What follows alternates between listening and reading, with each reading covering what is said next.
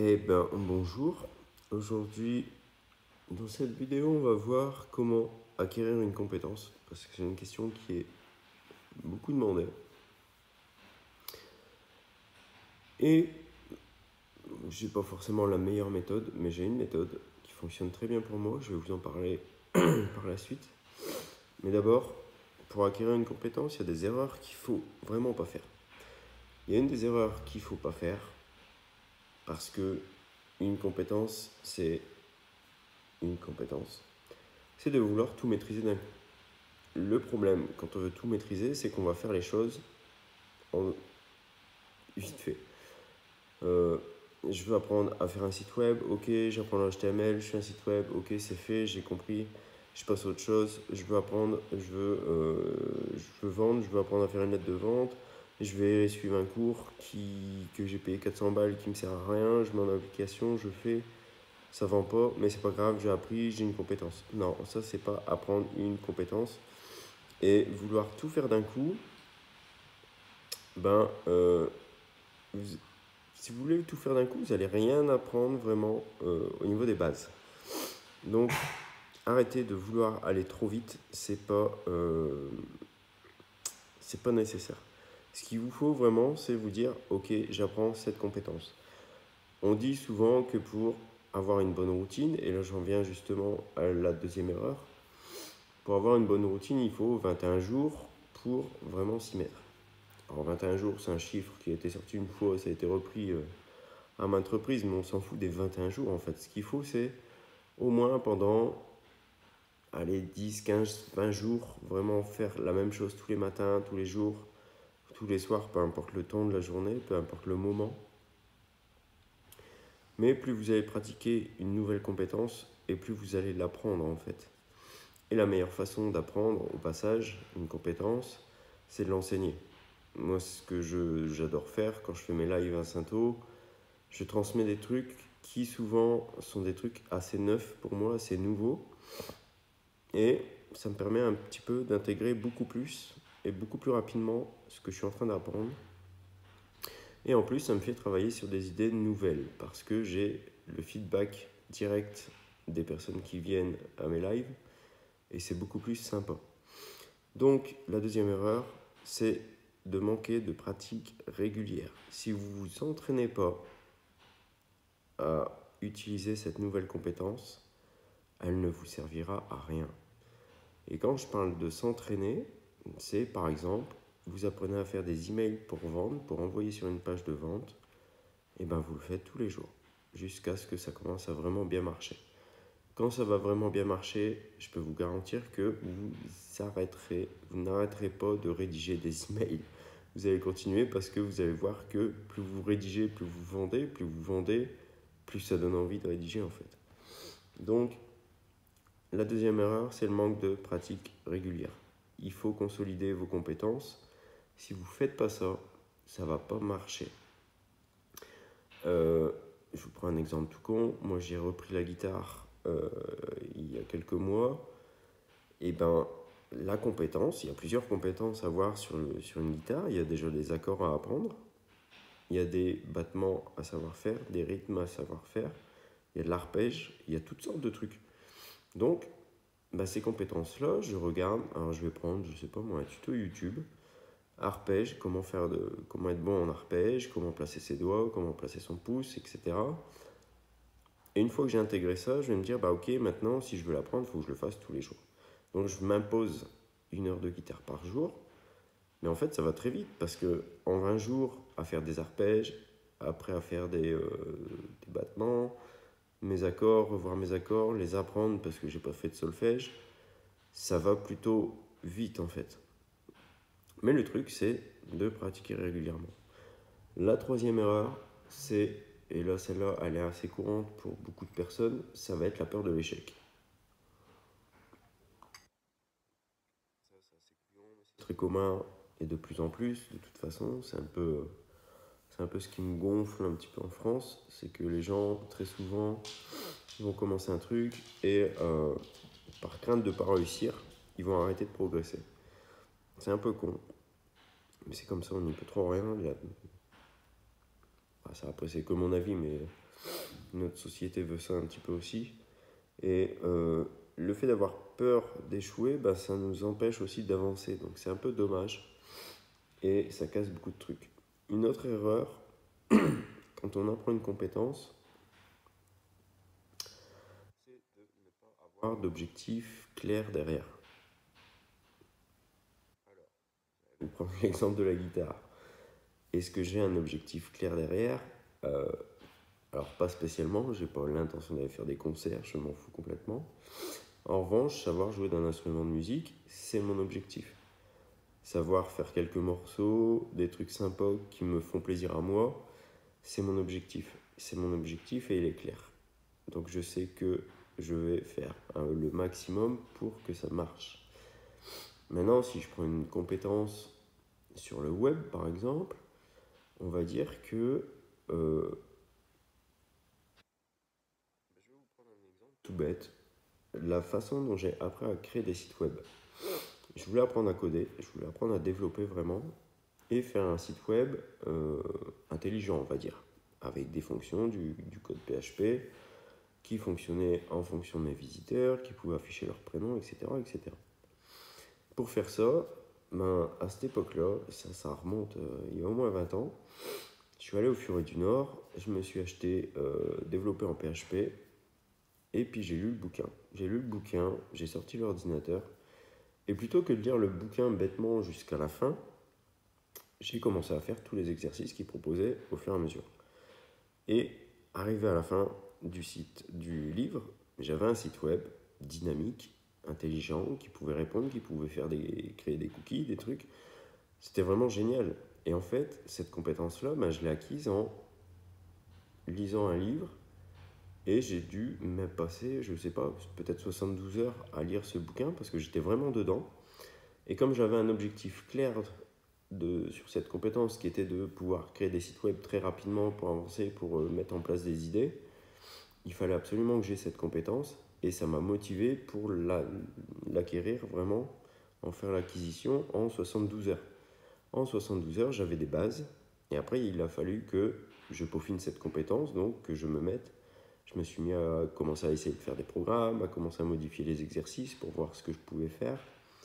Et à ce moment-là, j'utilisais aussi un logiciel codé en PHP, donc je regardais le code, je regardais comment c'était fait. Et j'ai emmerdé pendant quelques mois le créateur de ce logiciel-là, parce qu'il était super sympa.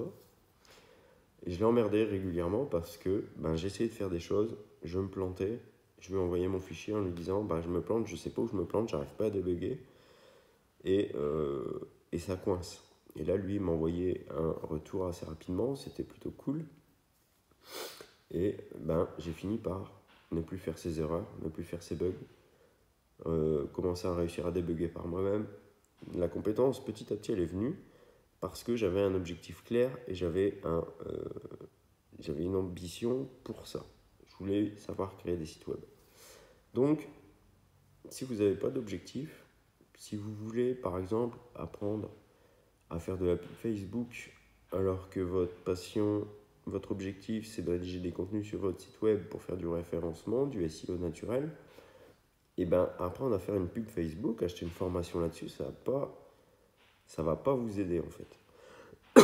Parce que, ok, il y a peut-être une compétence à acquérir là-dedans, mais comme ça vous intéresse pas, vous allez peut-être acheter une formation, la foutre de côté, ou au moins la lire pour vous dire, je l'ai payé, je fais le truc, mais après vous allez la foutre de côté. Donc ça sert à rien du tout. Donc ayez un objectif quand vous voulez acquérir une nouvelle compétence. Une dernière erreur qui peut être assez chiante, mais là c'est plus personnel, c'est de trop se comparer aux autres. Vous voulez apprendre telle compétence parce qu'un tel le fait, un tel le fait, un tel le fait. Alors ok, aujourd'hui sur internet, vous allez voir des tas de personnes qui vont vous vendre des méthodes pour faire 10 000 balles par mois, 100 000 balles par an, etc. J'ai mes méthodes aussi. Mais en fait, si vous commencez à vous comparer à ces gens-là, ça va devenir très compliqué parce que vous allez retomber dans cette première erreur de vouloir tout maîtriser d'un coup. Et bah forcément, vous allez enchaîner toutes les erreurs qui suivent. Vous n'allez plus pratiquer. Et donc, vous n'allez pas apprendre cette compétence-là. Et si vous vous comparez aux autres, à ceux qui apprennent en même temps que vous, c'est le même principe un petit peu. Si certains ont des compétences d'apprentissage qui sont supérieures aux vôtres, et que vous vous comparez excessivement là-dedans, au bout d'un moment, vous allez lâcher parce que ça va vous décourager constamment. Donc, c'est pas un truc à faire. Évitez de vous comparer, on s'en fout. Pour l'instant, vous vous développez vous, et les autres, on s'en fout. Vous mettez de côté, basta. D'autres erreurs, vite fait, qui peuvent être assez chiantes. Il y en a une, c'est d'accumuler des ressources. Alors, les ressources pour apprendre, c'est génial, mais l'accumulation compulsive de trucs qui ne servent à rien ou que vous allez laisser sur votre PC, ça ne sert pas à grand chose. Vous allez passer trop de temps à chercher des informations sans vraiment jamais commencer à pratiquer. Donc ça ne sert à rien du tout, arrêtez ce genre de truc. Un autre truc, ça va être de changer de méthode. Ça, c'est radical, ça marche avec tout le monde. Vous croisez un vendeur de rêve, vous achetez sa formation, vous mettez en place, ça marche pas, vous tombez sur un autre vendeur de rêve, vous mettez en place, ça marche pas, mais en fait ça marche pas parce que vous n'avez pas acquis les compétences nécessaires et que vous n'avez pas passé assez de temps à pratiquer. Il aurait peut-être fallu 6 mois de plus pour que ça commence à fonctionner, parce que les deux méthodes sont sûrement très bonnes, elles sont sûrement très bonnes, donnent sûrement de super résultats. Le problème, c'est que la personne qui vous la vend, elle a déjà ses compétences. Si vous ne les avez pas, vous allez suivre une méthode et vous allez essayer d'être au niveau supérieur alors qu'il vous manque toute la base. Ça ne sert à rien du tout. Donc, c'est une erreur suivante aussi, c'est d'ignorer les bases. C'est tout con, mais si vous voulez sauter les étapes fondamentales pour atteindre un niveau avancé, ça ne va pas marcher. Je prends un truc con, moi j'adore les vidéos quand je suis en train de faire des travaux ou surtout du placo. Je cherche souvent des tutos pour aller plus vite, pour faire les bandes, pour faire l'enduit. C'est des trucs qui m'intéressent. Et je vois des mecs sur des échasses et qui me posent leur truc en 5 minutes, ça va super vite. Et on se dit waouh, j'aimerais bien savoir faire ça, je pourrais refaire toute la maison en une journée, ça irait trop vite. Mais au final, si j'ai pas des bases, si déjà je sais pas faire un mélange, si je sais pas préparer l'enduit, si je sais pas mettre ça sur une spatule, si je sais pas me servir d'une spatule, comment je vais aller monter sur des échasses et me servir d'une spatule si c'est pas un automatisme? Donc forcément, il faut apprendre au sol d'abord à manier une spatule. Et parce que ça peut être assez compliqué, il faut aller des fois vite. Si vous faites du plâtre de Paris, par exemple, ça sèche très très vite, il faut être super rapide. Si vous ne savez pas manier la spatule de base, votre plâtre, vous allez le mettre et il va se retrouver sur le carrelage et ça servira absolument à rien. Donc, maîtrisez les bases avant de passer à autre chose. Une autre erreur que je croise assez fréquemment, mais ça, bon, ça fait partie de la personnalité de la personne, c'est le perfectionnisme.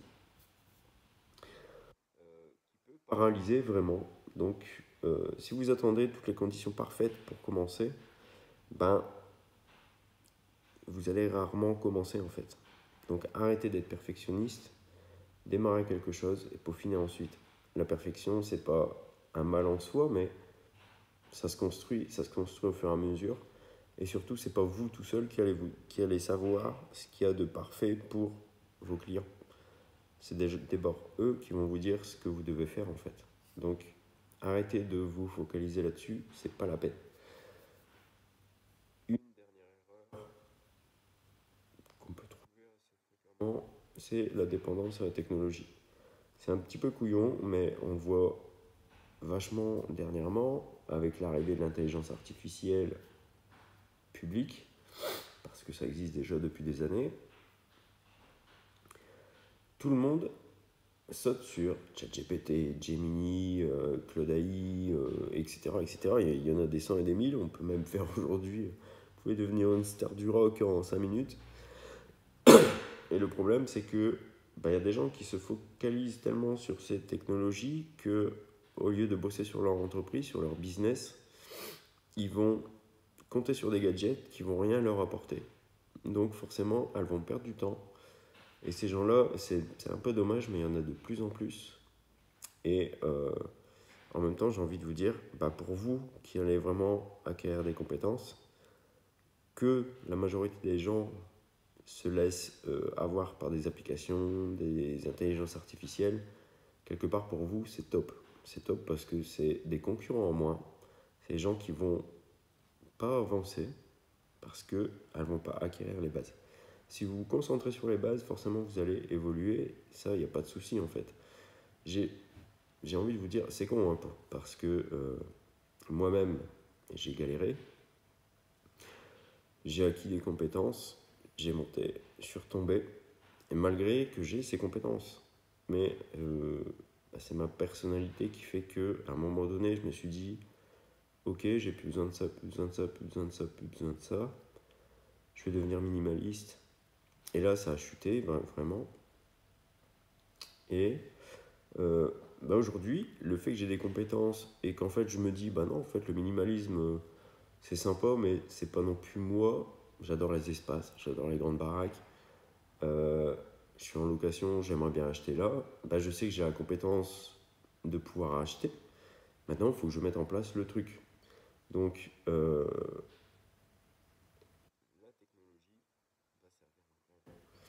la technologie ne sert à rien. Si vous avez des bases, en revanche, vous allez pouvoir en faire ce que vous voulez. Moi, je dis depuis des années, parce qu'à un moment donné, je me suis fait cette réflexion. Je me suis dit, ok, j'ai pas des millions. J'ai pas des millions, mais je sais vendre. Je sais vendre, je sais comment on fait, je sais comment on fait du fric. Et ça, c'est ma liberté en fait. Et c'est un peu dommage parce que je sais que moi, dans ma tête, le fait de savoir ça, ça me rend un peu plus flemmard. Parce que comme je sais, je cherche plus. Et justement, dernièrement, je me remotive à ce genre de truc, cette acquisition de compétences, l'atteinte d'objectifs. Et dans une deuxième vidéo, je vais vous expliquer un petit peu une méthode pour acquérir des compétences. Et cette fois-ci, je vous parlais tout à l'heure des routines qu'on va récupérer en 20 jours. Là, ça va être acquérir une compétence, mais en mode psychopathe, quoi. On va fonctionner d'une façon qui est plutôt radicale et qui permet vraiment, je pense, après ça dépend de la personnalité de chacun, mais ça va vous permettre d'aller beaucoup plus vite et de forcer votre cerveau à suivre cette routine pour vraiment acquérir une compétence. Donc, plutôt que d'en apprendre une, vous pourriez vous dire, ok, avec cette méthode-là, je vais apprendre 3 trucs d'un coup. Et là, on se focus à fond dessus et on se lance. Et je vous montre ça dans la prochaine vidéo qui est réservée à mes abonnés. Donc là, forcément, inscription à ma newsletter entre deux. Et une fois inscrit, vous allez être dirigé vers la seconde vidéo. Et le lien est dans la description. Donc je vous dis à tout de suite de l'autre côté.